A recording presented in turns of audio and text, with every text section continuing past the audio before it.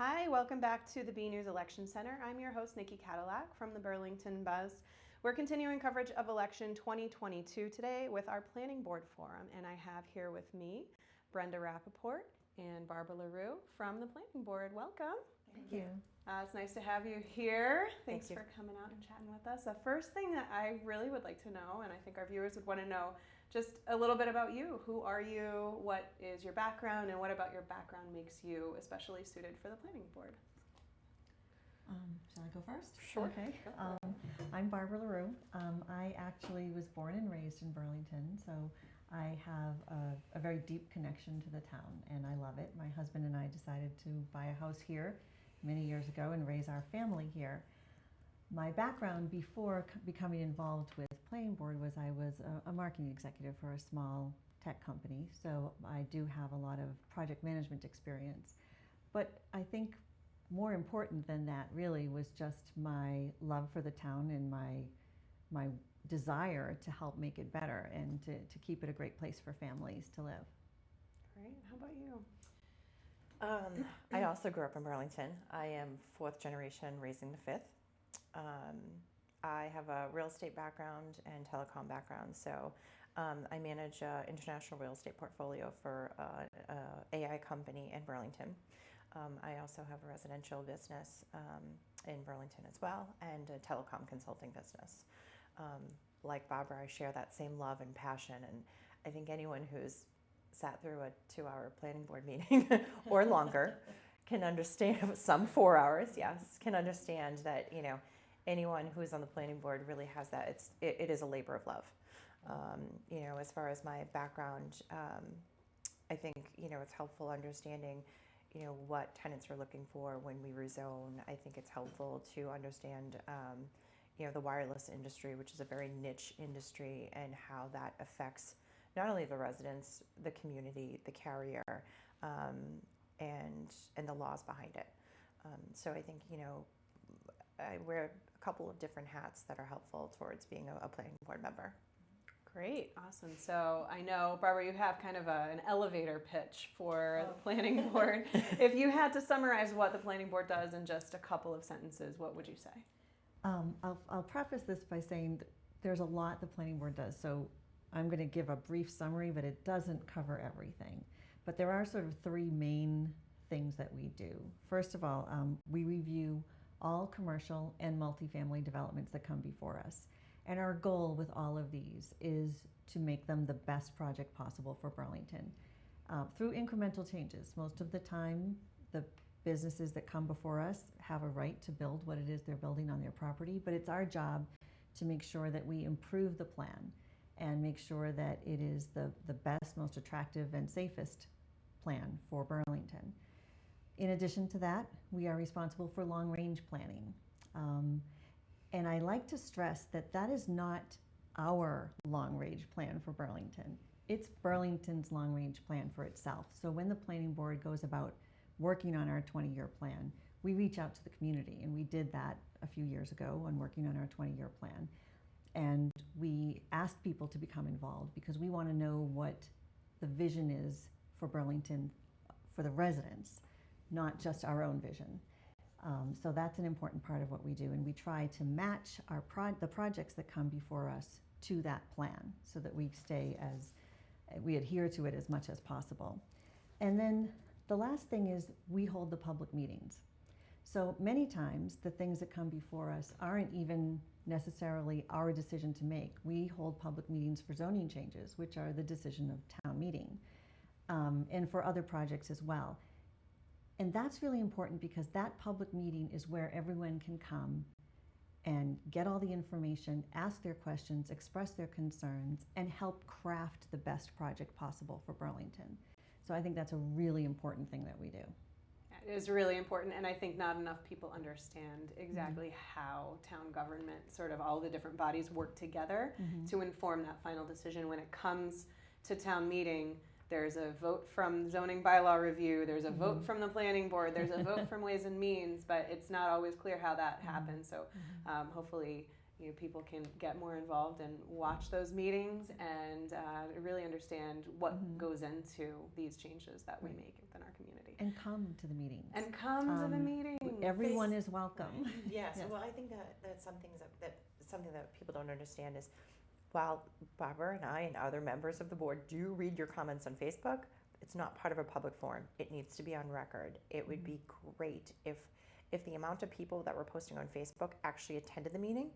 We could have, granted it might be a little bit longer, but I do think, that feedback is crucial so that we all get the community that they want. And I think that they would have a better understanding of how the process works. So maybe, there could be a more positive tone on what is transpiring if there is something that's a little confusing. Yeah, absolutely. And I think those open public meetings are really the best place to get the information, get your questions answered, and be able to express your concerns, like you said. You mentioned the vision for the town. So let's talk about that. What is the vision for the town? What's the vision as the planning board sees it? What do residents want? So I I'll let think you go first on this one. so I think there's a couple things. I think that continuing to understand how wireless is going to affect the community and the residents, and what 5G looks like in the future. I think that's something that's important. I think continuing to focus on life science clusters is going to be crucial. I think one thing that people maybe, again, with not having that background, a life science building is $585 a square foot on average. A Class A office building is somewhere around $60 a square foot. And are you talking about the rent, or are you talking about the build? So the taxes value, so the builds, the value of that building. Got it. So which in turn turns taxes. And the footprint is still going to be the same, but the impact is less on the community. So really understanding how we can, while we have tenants that are downsizing and more people are working from home, and the transition of what the office life looks like, we're not having those vacancies, and then we're bringing in more, more strong companies into the community. I think also playing off some of the newer tenants, like the Broad Institute coming into the community. That is really something amazing that's going to put the town on the map. In turn, having those big tenants are going to make, our real estate worth more money, our assets worth more money. And I'm going to go a little off track here, but I think some people are going to say, well, we need to focus on our infrastructure. And while it's coming, we can't pass up this opportunity because we haven't fine-tuned, water. I know that's like a taboo thing, a taboo thing to say, but I'm going to say it. But again, there's a lot of things that we need to focus on, and I think the planning part is definitely, we need to continue to focus on that. But we got a lot of permitting, and to that, just to keep things into perspective, I pulled some numbers this morning. We got on average about anywhere between 3 and 5 new permits each week. That's a lot. And those don't get resolved in a week. Those continue, could be for months, and some are longer than that. So I think that those are two things: the wireless, and then again the life science. And I'm sure I don't want to take, because we have the same thing. We're the same team here. Well, I agree with everything Brenda said. And the other thing that I think we all struggle with on the planning board and residents as well is there's this push and pull, because we all appreciate this wonderful business community that we have. It keeps our tax rates low, and it keeps Burlington a wonderful place to live with great jobs and food and entertainment, and that's a wonderful thing. But there's a cost, and the cost comes in terms of traffic and the impact on our infrastructure. So it's a push and pull, and we're trying to balance those two things all the time. And one of the things I think the planning board has done well, we can't help the fact that there's a lot of traffic. We can't stop that. But we have done a good job, I think, in protecting our neighborhoods, because Burlington really does have wonderful residential neighborhoods where people walk and ride bikes and play with their children, and we have lots of parks, and we do try to protect those areas from the creep of business. And that's something I think we'll continue to do. It's very important to make it a nice place to live too. Yeah, awesome. And that's the vision that not only the planning board has set, right? This isn't your vision. This is the community's vision. Absolutely. For itself. Great. What is something you've done that the planning board has done in the last 10 years that you've been on? And how long have you been on, Brenda? 4 years, I 4 believe, years. at this So point. yeah. So what's 4 years. something that's gone through the planning board that you're really proud of? Well, I think I'm going to add on to what Brenda was talking about. The fact that we have opened the doors to biotech is actually enormous because it protects Burlington from what could be a crash when office building leases come up and people don't need that space anymore. So that was an enormous, important push.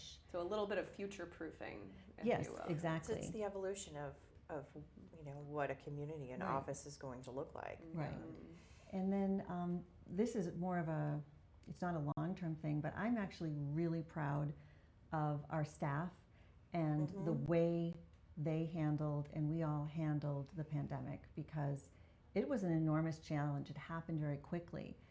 And we were able to seamlessly move everything online, and we did not lose a project. We didn't miss a beat. We were able to quickly turn things around so that businesses could start serving outdoors as quickly as possible to help those businesses survive through the pandemic. And it was unexpected. And I think that the planning staff especially responded very well under pressure, and I'm really proud of them for that. Absolutely, and our planning staff, there's 4 of them to support 7 of us, and the workload is enormous. In was it 20 years they haven't hired a new person, and we are potentially looking to do that in the near future, which I think will just enhance the town's ability just to continue to be as amazing as they are right now. And to Barbara's point, our staff with the other boards, the building department, adding in Melissa Chintakoulis, her joining into Burlington Services, just everyone as a whole really came together to allow for the outdoor dining and keeping businesses alive. And it was pretty remarkable that we were all stuck inside for so long, but we're still able to get together and really show everyone how much of a community we really are. Awesome. Great. So let's see. Why are you so passionate about being on the planning board? I've heard both of you have said, talked around the passion a little bit. You told us how qualified you are, which is great. But what's lights your fire about the planning board? Well, I can tell you how I first became interested in it. Yeah, and I think that's how I got interested in town government, and it was a very personal story. I've lived here my whole life. Like I said, I bought a house here with my husband, and behind our house is conservation land and a lot of wetlands. And on the other side of that wetlands, a project was proposed to put in 80-something condos. And like most homeowners, I thought about how that would affect me. I thought that's going to bring water into my yard, and I didn't know what to do about it. And someone said, oh, well, you have to talk to planning board. I didn't even know what planning board was. So my neighbor Tina and I took our babies in our baby carriages, and we made flyers, and we walked around the neighborhood, and we asked everyone to come to the planning board meeting. And we advocated for our neighborhood, and it worked, and those condos weren't built. And then I started to think about that whole process and the fact that I knew nothing about who was making those decisions for our town. And that inspired me to become involved. I joined town meeting. I eventually joined the capital budget committee, and then ran for planning board. And I think I enjoy it for a lot of reasons. It's a challenge. It's a constant challenge because there's always something new to learn in the law, with new developments, with new projects. It's never boring.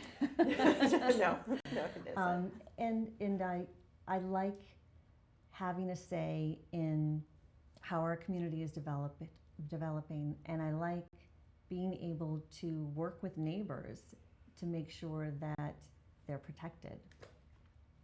Yeah, it is really your neighbors that are For making sure. these decisions, Yeah. right? We are all one community, and Absolutely. we can all work together. It's not Mhm. like this mysterious entity over here Right. behind us, right? That's right. These are our neighbors that we Yes. pass on the street or at the Right. coffee and I'm shop. glad you brought that up. Sorry. No, by all means. This is a conversation. Over the past few years, I think we have seen a lot of vitriol in public discourse. And I see it, unfortunately, even in our town. And what I want people to know is that we are your neighbors. We're not in it for the money because we don't get paid. We're volunteers and we do it because we care. And we're here to listen to your concerns. And we're available. If you have a concern or a worry, you can call the planning office. You can come to a planning board meeting. You can call me or Brenda or any member of the board, and we are happy to talk to you. We are your friends and your neighbors, and we are not, as you said, some mysterious entity that is making decisions that affect your life that you have no say in. Absolutely. All right. How about your passion, Brenda? So I started off as a town meeting member for Precinct 1, and then I was appointed to the Zoning Board of Appeals, and I believe I sat on that board for 3 years, maybe 4 years. And I sat on town meeting at the same time. And then from there, I was asked, there was an open seat, and, somebody had said your background would be complementary to, the other folks on the team. Would you be willing to would you be willing to run? So I did. And like Barbara said, the passion comes from, wanting to help your neighbors and give back to the community and, the community that we love and that, gave us so much opportunity. And I like being busy. I wouldn't know what that's like. No, I'm sure. But it's like I said, it's a labor of love. Like I love my community. I love helping my neighbors. I love seeing some of the projects that we've worked on. How it originally was presented to us, and then the final product, and said, you know what, that was a really good idea. Yeah. We did X, Y, Z, and how it just kind of beautified the project as a whole, or what the impact was. So I think it's just a really cool concept to be a part of. Excuse me. After being on the board for about 2 years, I was asked to be chair, which was a huge honor. And I enjoy it. I enjoy trying to figure out if we could make our meetings 4 hours less. 3 hours instead of 4? 3 hours instead of 4. Obviously, we don't want to move away from content, but really just kind of focusing on the meat of things and how we can get to a beautified final product. Great. This is a surprise question that just came to me. Awesome, I love But that. I know that at least I know you'll have an answer for this, Brenda. If you could see any project come into Burlington, what would it be? There would be some more senior housing for sure. I think there's 2 things that are top of mind. I think one is, there's going to be more than a couple of things. I take that back because You haven't said the one I have in my mind yet, so So we definitely need a new police station, without a doubt. The police station, our police force deserve a lot more than what they have right now, and I hope that comes to fruition very, very quickly. As we all know, some of the schools need to be revamped. I'm sure was that the one you were thinking of? No, it wasn't. Okay, and then I was thinking of a passion project on the other side of town that you were thinking about. Okay. And then again, senior housing. I think that's definitely something that is crucial. I have, clients that I've been working with who have been on the senior housing list for months. Some have zipped through the list because of certain reasons, disabilities or whatnot. Some others who have been on for quite some time, and then helping some of these clients call around to different communities to see how long is their waiting list. 5 years, 7 years. That's brutal. And these people can't necessarily take care of the exterior of their home, and then it becomes dilapidated, and then it's just the resources to help these folks. I'd like to see more of those. So I think that is definitely something. And then I'm just going to go off by the Facebook remarks. I think we need a hardware store, a butcher. We definitely need another bank. I'm kidding. Dairy Queen. Oh, a Dairy Queen. A Dairy Queen. I forgot about that. You know. What else? A park? No, an art park. I think it was not an art park because we have our sculpture park. Want more Community. culture. Yes. More Community culture, centers. theaters, such. opportunities. I liked that though. Yeah. I think that would be Yeah. cool. So what I was thinking about was the bridge. Oh yes, Oh, the Passion of My Bridge. Yes. That is going to happen someday. I don't know how. I don't know who's paying for it. But you know, going back to when I was a kid, and I don't know if you've heard this story before, but when I was a kid, there was a little girl. It was right around Christmas time, and she was grounded, and she wanted to get her mother a Christmas gift, and she left her house and crossed over the mall, the Middlesex Turnpike in that area, and she got hit by a car and she died. And I'll never forget that. Like that, we always talk about walkability and we talk about safety, and I think of even as a kid. Sorry, Mom, but I ran across Middlesex Turnpike from the movie theater to the mall, and how dangerous that was. And especially, knowing that there's restaurants and, people don't always pay attention, and kids can be quick, or they're small, or people are drinking. There's so many variables that could come into play. And I really think as that area continues to develop, there should be some type of bridge or make it more walkable so it is safer, because I think, thankfully there hasn't been another instance like that, and since I've been here. But I always think back to that little girl and that family, and it's like, if we're really doing this walkability thing, if we're really going to revamp this area, let's make it safe for everyone involved. And I think we're going to have an opportunity to do that soon, Yeah. because we know that the mall is going to be reimagined, and there's a that's our forum opportunity. tomorrow night. Yes, that is our opportunity to connect the movie theater and Third Ave and all of those entertainment venues to the mall and whatever the mall becomes. Because right now, theoretically, yes, people can take the sidewalk down the hill and cross over, but the kids aren't going to do that. We do need to make it more convenient, and there are challenges because of the topography, but it can be done, and I think that's going to offer an opportunity to get that done when we do reimagine the mall and the Mall Road corridor. Absolutely. Did you have any passion projects that you wanted to talk about? Well, I agree we need more senior housing. I think that needs to be a public-private partnerships. I don't think that we can achieve that any other way. So I personally would like to see the town investing in some of these ideas.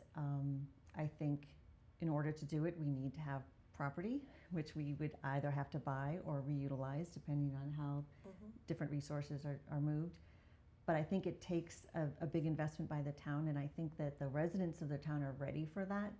I think they want that. The other thing that I still want to work on is the whole downtown area. We've been trying for many, many years, for decades really, to make that more walkable and make it easier for people to get around and more attractive. And to be completely honest, we have not really succeeded to do that. But I think there are ways that we can chip away at it, and we have done some of that with Princess Diamonds and with the property right next door that is being redeveloped right now. Personally, I am in favor of the town taking over Cambridge Street and making that one lane in each direction with turning lanes and bike lane. I would love to see that happen. It's not something the planning board can do on its own, but all of our boards working together, I think we could get there. That sounds very interesting for the future. I never know how many lanes there are on 3A, depending on where I am. So. And you two don't have teenagers driving, but I'll tell you, when you have a teenager who's driving, one of the first things we all told our kids when they were new drivers is don't drive down Cambridge Street, because nobody knows if it's one lane or two lanes, and it's very dangerous. Right. That's an idea for a future podcast. We're going to get somebody who can give us a definitive answer on that question. I don't Nobody tell me the answer right now. I don't think anyone can tell you the right answer. All right, well, we're wrapping up, but I would like to give each of you the opportunity to speak right to the voters and just send them a quick message. So if you could look right into that camera. And Barbara, do you want to go first? Sure. I might be a little bit repetitive, but what I want to tell people who are listening is that we are here to work with you to help make Burlington what you want it to be. So don't just go and complain to your neighbors or worry about these things on Facebook. We're here for you. Call us, write to us, come to our meeting. You can be part of these solutions because we don't have all the answers. And if you work with us, we'll come up with better solutions. So I invite everyone to come and participate because that's how we'll get to a better Burlington. I think Barbara just wrapped that up so perfectly. I also think it's so important to actually get out and vote. You know, while Barbara and I are, we're running an uncontested race, there are other folks out there who aren't. It's great to support somebody on Facebook. It's great to put a sign in your lawn. You need to get to the polls. The voter turnout could be so much better. And those are the people who are really going to speak for you. And as Barbara said, I'm always available. Call us, write us, email us.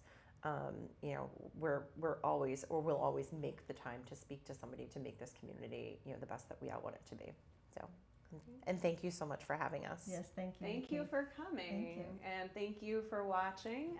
Again, this is the BNEWS Election Center. Don't forget to go out and vote on April 9th. That is a Saturday from 8 to 8 at the high school.